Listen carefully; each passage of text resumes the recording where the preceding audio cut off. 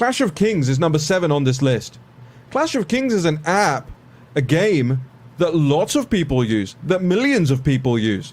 You go through this list, WeChat, Weibo, all the other things that they've lured you into installing on your phone or on your Facebook via an app.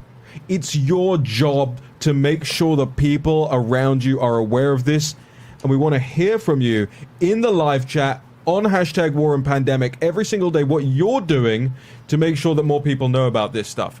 And one of the things that a lot of people don't know about, and one of the things that's not getting enough attention, Jack Maxey, is the Hong Kong security law that we saw pass yesterday. The Hong Kong security law went into effect last night in the dark of night with a 100% vote in the I don't know what we would call it, the CCP legislature in quotations.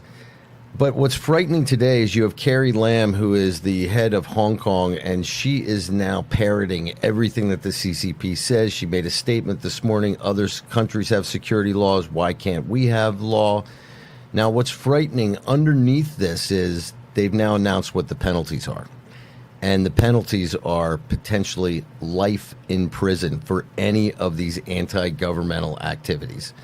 So currently, right now, in the last 24 hours, you can monitor it on Twitter and everything, and it really makes me want to cry. In effect, the Chinese Hong Kong students are literally dismantling all of their message groups, all of their communication lines, everything, because they know that they are under the gun, and the penalties is that they disappear into the Chinese gulag for the rest of their lives.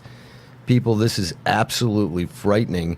Now, one of the things on an economic side that I think will be very interesting to see, they're also saying that Chinese companies are scrambling to try and get it so that they can list on the Hong Kong Stock Exchange, which I think is kind of a fascinating thing. And it probably will show you over the next several months that the Communist Party will probably, in my guess, I'm not telling anybody to make investments, but will probably likely support artificially the Hong Kong markets just for purposes of propaganda over the next few months. And we saw that clearly in the Shanghai market during the height of the pandemic, where the whole world is collapsing and they're flat or up a few basis points. But Jack, tell us a little bit more about what the response from the protesters in Hong Kong has been / had to have been over the last 12 hours, 24 hours? Well, I think it's one of a tragedy, right? These are guys who are, this would be the equivalent of the Hungarian freedom fighters taking their weapons back down to their basements and burning them for the next round, because they have been fully suppressed and the whole world has stood by.